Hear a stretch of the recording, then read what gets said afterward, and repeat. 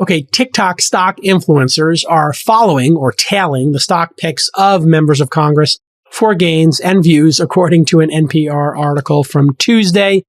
Remember, we covered the Twitter outrage surrounding Nancy Pelosi's husband trading options back on episode 1242. In that case, Pelosi's husband was caught buying millions of dollars of call options or betting the stock would go up on Amazon a few weeks before the Department of Defense canceled the $10 billion Jedi cloud computing contract that had been given to Microsoft.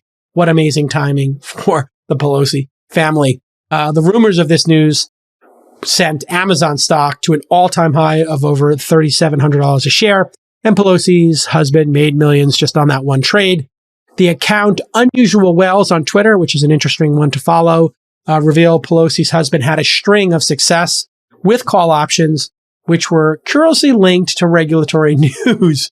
These included Tesla calls before the Biden administration set a goal to have half of all new vehicles sold by 2030 to be electric, and Microsoft calls right before they were given a $22 billion government contract to supply U.S. Army troops with AR headsets for training. Once all of this information was made public, people on social media were mostly outraged. However, some of these TikTokers decided to start tailing the Pelosi investments. NPR quoted TikTokers saying, "Shouts out to Nancy Pelosi, the stock market's biggest whale," CEO Watch List on TikTok said. "She knew, and you would have known if you had followed her portfolio. I'm at the point where if you can't beat them, join them." Chris Josephs on TikTok. To be clear, these two accounts make money by selling stock tips and alert. So their business model is a data business like PitchBook or S&P. So maybe they're just being cheeky or funny. What these TikTokers don't emphasize is that there's a delay on these disclosures. That can be up to 45 days when a congressperson actually makes the trade. These are called PTRs. You may have heard, periodic transaction reports.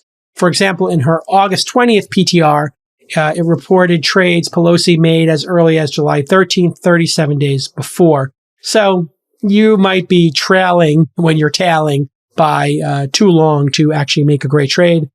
This info is a good data point, but you aren't actually able to replicate the portfolio in real time.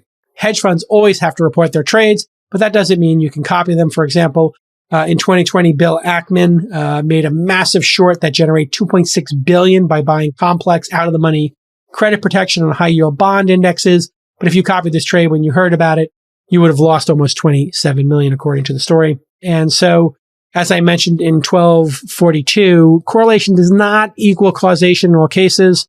The solution I proposed was a once per year trading window for all elected officials and their spouses. So let me know your thoughts on that. If you're in government, I think you should be maybe limited to quarterly or maybe twice a year indexing of your funds. And I think Congress people should be paid, similar to CEO pay, maybe $500,000 a year, maybe even, for senators, $1 million a year. Why not pay them top rates so that really talented people would take those jobs and be able to afford a nice house, and then working in government would pay commensurate with working in the corporate world, right? Would you be opposed to a senator making, there's 2 senators from each state? So if they got paid $1 million a year, we'd spend $100 million on senators. Seems like a good idea to me. Okay, the EU is planning on mandating that all new smartphones and electric devices include a USB-C charging point. According to The Verge, the European Commission, which is the executive arm of the EU, as you know, proposed plans to force electronics manufacturers to put a USB-C charging port on all new devices. This mandate obviously is going to impact Apple the most since their iPhones still use Lightning connections. Obviously, Apple has been moving away from them. iPads have been using USB-C for a while. The Verge notes that under this mandate, customers will also be given the option to purchase devices without a charger, which is critical. And I think, this is my hot take on this, the default should be no charger. We all have USB chargers everywhere. Just like when you go into a grocery store in America or in Europe, they assume you've brought your own bags with you. And if you want a paper bag or a plastic bag or a reusable, you have to pay for them. That's how we should be with chargers now. USB-C all the way. And if you want a charger, you pay extra. The default box should come without a charger. That would be better for all of us. These things are littering everybody's house and we all pay for it. So let's take that out and let's have less packaging and less waste. Now, remember in October of last year, we covered Apple announcing they would start removing chargers as the default when you purchase your new iPhone, starting with iPhone 12.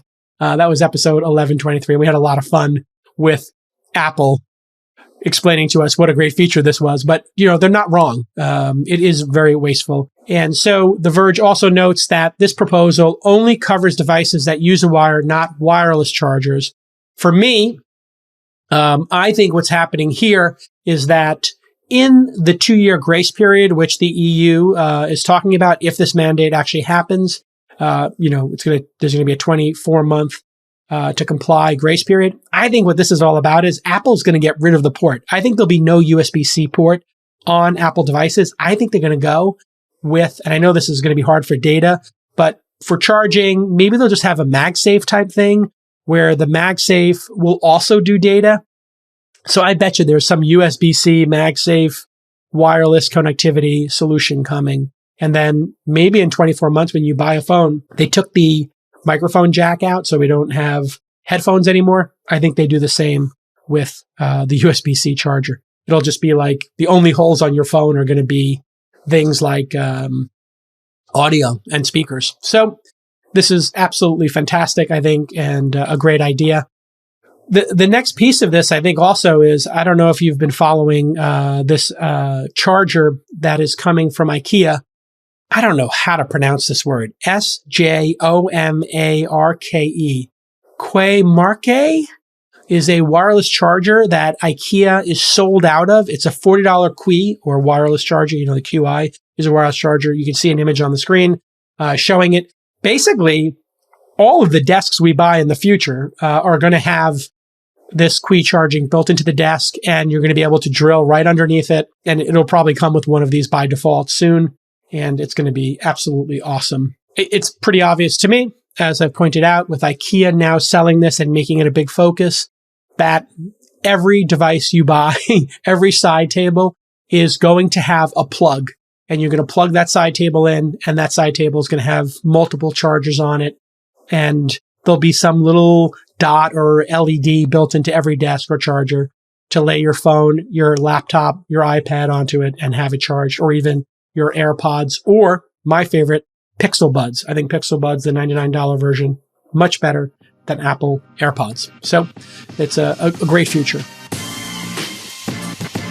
Okay, it's time for another Our Crowd deal of the week. Right now, you can join Our Crowd's investment in consumer physics.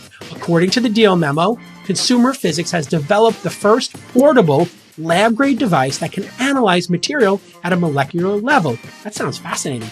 This helps farmers boost production, improve efficiency, and minimize waste.